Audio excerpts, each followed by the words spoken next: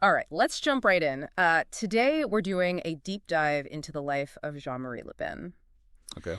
You might recognize the name as the father of the French far right, Right. a figure who, well, he recently passed away at age 96. Yeah. His life, Mm. from soldier to politician to even publisher of both military music Oh, and, believe it or not, erotic books, wow. is absolutely fascinating. And really, we wanted to take a deep dive into his life to try to understand Right. why he was both a political outcast and a forerunner of a lot of the populist movements that we're seeing all across the world today. It's really interesting. What makes Le Pen so intriguing Yeah. is that he was considered such a pariah by so many. Right. And yet his ideas Yeah, really had a deep impact on the political landscape. So it's kind of a fascinating paradox. absolutely. And to understand a bit more about how he rose to this position, Yeah. I think we need to take a look at his early life. Yeah. So the Penn, born in 1928 to a working class family in Brittany, experienced a pretty significant tragedy very early on when his father, Right. who was a fisherman, died in World War II. Oh, wow. And as a result of this, he became what was called a pupil of the nation, Okay. basically a child of a war victim who receives a little bit of extra educational support, Hmm. a system that's designed to help people who had lost parents in service to France, I see. to kind of get them back on their feet and to support them as they move forward. It makes sense. And this status really, it provided some educational opportunities for him, Okay. but it also really opened some doors to a higher level of social mobility Right. than maybe would have otherwise been available to him. Hmm. And it's a detail that's often overlooked in his story, Yeah. but I think it probably played a pretty significant role in shaping his path. Absolutely. I agree. Even early on, he was a very shrewd political operator. Interesting. In his first election, he actually decided to change his name Oh. from Jean-Louis Marie Wow. to just Jean-Marie, believing that a shorter name would really appeal more to the Catholic voters. So kind of simplifying and consolidating. Yes, simplifying and consolidating. Interesting. So even at that early age, he was thinking strategically about these things. Uh-huh. And his early involvement in the Poujade movement, Okay. which was this populist group Mhm. that was really railing against taxes and the establishment and very anti-establishment, Right. actually foreshadowed the type of politics he would eventually become known for. Yeah, it's interesting how these early experiences really shape Yeah, the later political trajectory. absolutely. You can almost draw a line straight through Totally. from those early days to his later career. Yeah. It's fascinating. And then comes the Algerian War,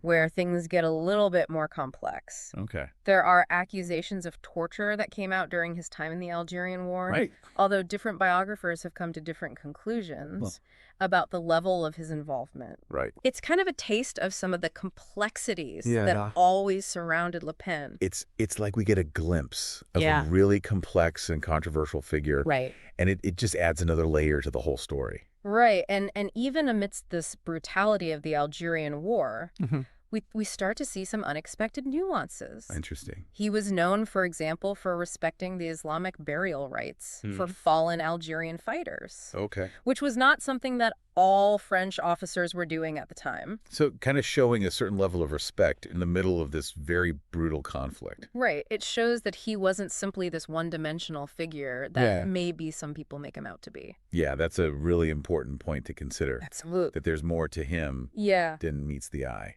So now we've got this complex character Right. who has a taste for populist movements, Uh-huh. has some experience in the military. Yep. How does this lead him to become the person who is seen as the forefront of the French far right? Well, his path to the National Front, or FN as it's known, Yeah. wasn't really this straight line. Hmm. He actually spent time in several different fringe parties, Right. trying to find a way to unify the nationalist opposition Right. to people like Charles de Gaulle. Okay.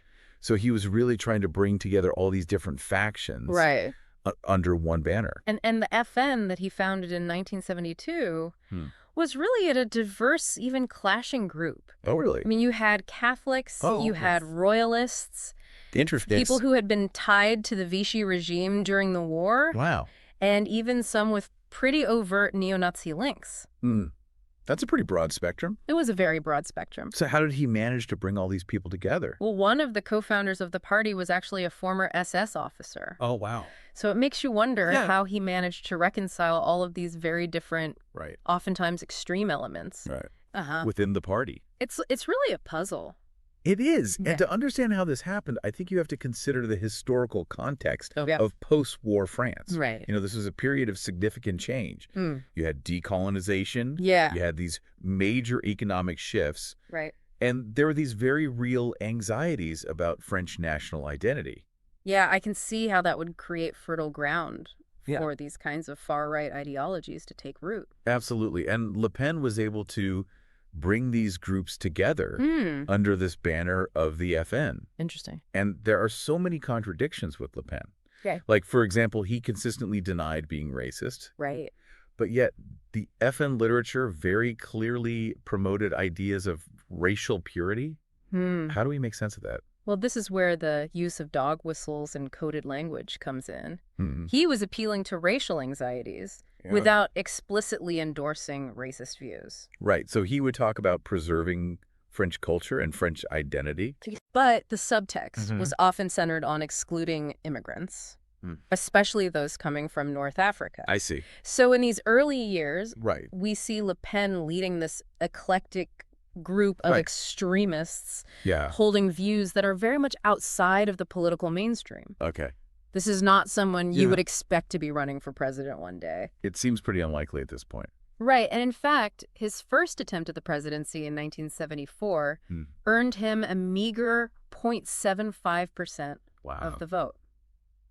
So not exactly a front runner. No, not at all. And at this time, he often wore an eye patch, Really? which, again, not the typical image. Not the typical image of a polished politician. No, not at all. Yeah. But things were about to change dramatically for him Wow. and for France Interesting. as we move into the 1980s. Uh-huh. We'll have to see what happens. I'm intrigued. As we move into the 1980s in France, we see economic decline, factory closures, and increased immigration to France. Right. All of these anxieties. Yeah. Le Pen is ready to capitalize on. Yeah, he's really in a prime position Yeah. to tap into those anxieties of people who are feeling left behind. Right. And this was not just something that was happening in France. This Right. was part of a larger trend that was Yeah. happening all around the world. Yeah, globalization was creating winners and losers. Right. And the people who felt like they were on the losing side Yeah. were increasingly drawn to these populist leaders who Right. were offering these seemingly simple answers Right. to very complex issues. Yeah. And Le Pen was certainly never one to shy away from controversy. Oh, absolutely not. From his infamous detail remarks about the Holocaust Right. to his ex-wife posing nude for Playboy magazine. Wow. It seemed like controversy followed him wherever he went. Yeah, it's interesting, though, because you would think that these scandals Right. hurt him politically, Right. but often they actually did the opposite. They increased his notoriety and appeal Right. because he was seen as someone who wasn't afraid to break taboos. Yeah, he was someone who was going to say what other people were thinking but wouldn't say. Exactly. And he was willing to challenge the established order. Right. And that resonated Yeah. with a certain segment of the population Yeah. who felt ignored by mainstream politics. And his message was very clear. Mhm. He claimed to be the only one Right? who was willing to say out loud Yeah. what other people only thought in private. And he really, took aim at what he called the metropolitan and cosmopolitan elites.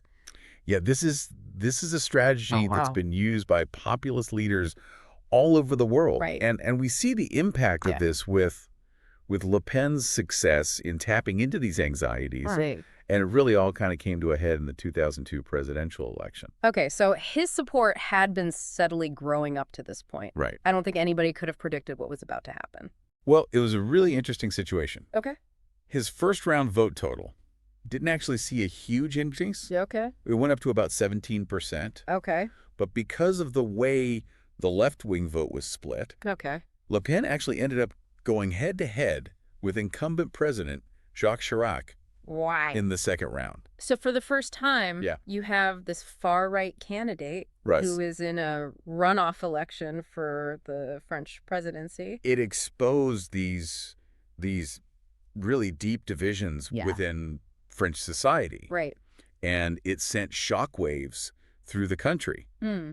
Chirac did ultimately win Right. by a landslide. Okay. And this was due in no small part to what was called the Republican Front, Okay. which was basically the left Yeah. uniting Okay. to prevent Le Pen from Yeah. winning. Right. But it was this real wake-up call Yeah. for the political establishment. Right. They couldn't ignore this discontent that Le Yeah. Pen had so effectively tapped into. Can you explain the Republican front a little bit more? Because it might not be familiar to everyone listening. Right. Think of it like imagine you have two teams. Okay. You've got the Reds and the Blues, Okay. and they're usually rivals. Yeah. But then a third team comes along, the Greens, Okay. and the Greens start gaining ground. Okay.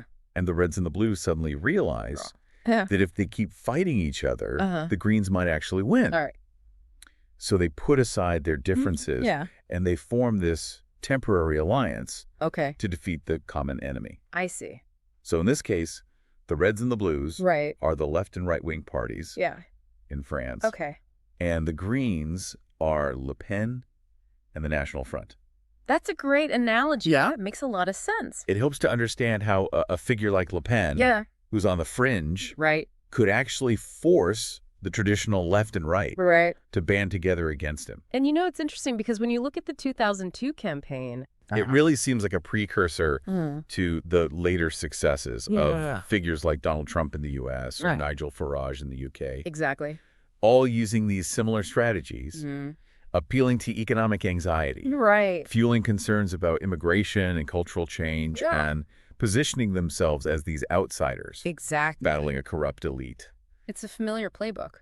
So Le Pen achieves this unprecedented level of recognition. Right. How does his strategy change? Well, interestingly, Oh, his influence actually starts to decline in the years after 2002. okay. By 2007, his support had dropped considerably. And in 2010, at the age of 82, Okay. he announces his retirement from politics. So the Le Pen name is not done with French politics, though. You're right. His daughter, Marine Le Pen, steps onto the scene. Exactly. Right. So Marine Le Pen takes over leadership of the FN Right. in 2010. Yeah. And she has a very different vision for the party. She initiates what she calls a strategy of de-demonization, attempting to soften the FN's image and broaden its appeal. So kind of moving away Yeah. from some of her father's more extreme rhetoric. Right. She's trying to make the far right Right. more acceptable to mainstream voters. Interesting. So what kind of specific changes did she make? Well, one of the big ones was toning down the anti-Semitism Okay. that had really plagued her father's leadership. Right. She also shifted the party's economic policies a little bit to the left, emphasizing things like social welfare programs Interesting. and economic protectionism. So appealing to a different Yeah. segment of the electorate. Right. And all of this led to a pretty significant clash with her father. Really? Who saw this as a betrayal of his legacy. Wow.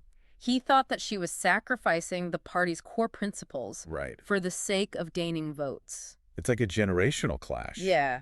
within the far right, Yeah. reflecting this broader debate Right. about strategy and image Yeah. that was happening within right-wing movements all over the world. Right. So you had the old guard, Yeah. like Jean-Marie Le Pen, Right. these staunch nationalists, Uh-huh. oftentimes using inflammatory language. And then you have this newer generation, Yeah. like Marine Le Pen, who are trying to present this more moderate face Right. while still addressing those same underlying Right. anxieties and grievances. It's a fascinating dynamic. It is. And it's amazing to think that even after he stepped back from politics, Yeah. his influence is still so strong. Mm-hmm. I mean, it makes you wonder how he must have felt about all of this. Right. Watching these figures like Trump rise to prominence and this resurgence of nationalist sentiment all over the world. It's hard to know for sure what he was thinking. Right. But what is undeniable Right. is that he left this indelible mark Right. on both French and global politics. Yeah. He never held any official position of power. That's true. Yet his influence is absolutely undeniable. Yeah, and his legacy is still unfolding in a way, isn't it? Yeah, I think that's a great way to put it. I mean, that battle for the soul of the French right is still ongoing. Right. And his ideas still resonate, even if they've been repackaged and reframed a little bit for a new generation. Absolutely. It's fascinating to think what would have happened if Le Pen had been born in a different era. Oh, yeah. I mean, he was born in 1928. Right. long before the internet, Right. long before social media. Yeah. What if he had been born, let's say, 30 years later with access to all of the tools Right. that have given so many populist leaders this global platform? It's a mind-boggling thought to think about him in the age of Twitter and Facebook and all that. Given his charisma, Right. given his knack for controversy, and his ability to really connect with people's anxieties, it's not hard to imagine him thriving in today's digital landscape. Absolutely. I mean, he could have amassed this huge following and exerted even greater influence. It's really interesting, I think, because it shows that the tools may change. Right. But those underlying dynamics of populism, the appeal of these strongman leaders, are really persistent themes. Yeah, they're these timeless themes that keep recurring. Absolutely. And they're likely to remain pretty powerful forces. Yeah, I think that's a safe bet. Yeah, for the foreseeable future. For sure. As we kind of wrap up this deep dive into Jean-Marie Le Pen's life, what are some of the broader questions that you think his story raises? Well, I think the big one is, was he a relic of the past? Right. Clinging to these outdated ideologies?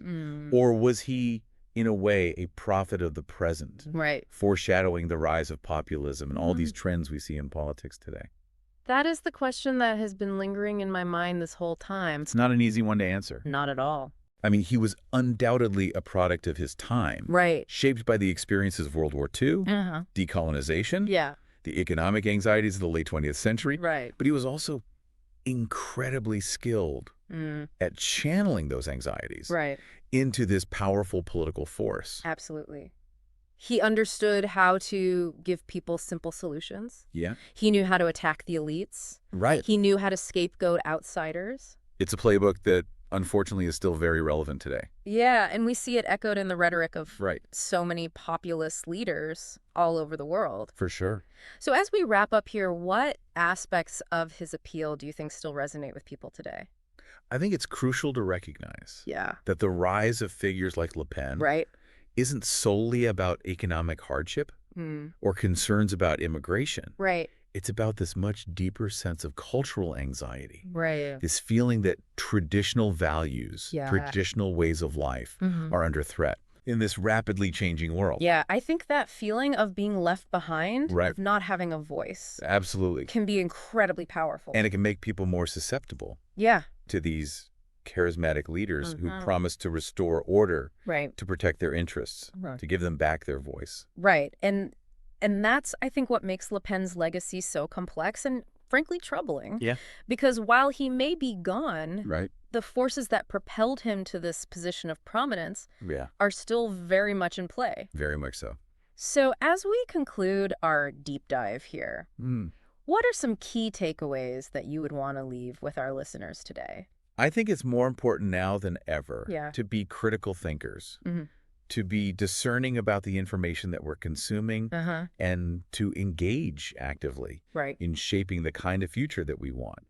Le Pen's story is this reminder that we can't afford to be complacent.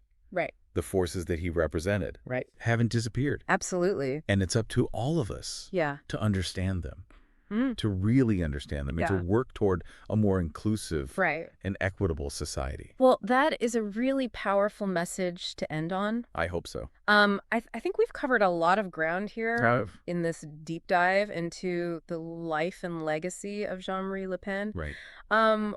We've explored his journey from the fringes of French politics to the very center of national attention. His controversial views, his complicated relationship with his daughter, and the lasting impact that he's had on political discourse. Absolutely. I mean, his story is fascinating and unsettling all at the same time. He was a complex guy. Right. He was a complex and controversial figure. For sure. And his legacy will continue to be debated. But I think what's undeniable is that he had a profound impact. Yeah, no doubt about it. On France and beyond. His story serves as a reminder of the enduring power of populism and the importance of really understanding what contributes to its rise. Absolutely. Well, thank you for joining us on this deep dive. It's been a pleasure. We hope you found it insightful and thought-provoking. Thanks for having me. Thanks for coming.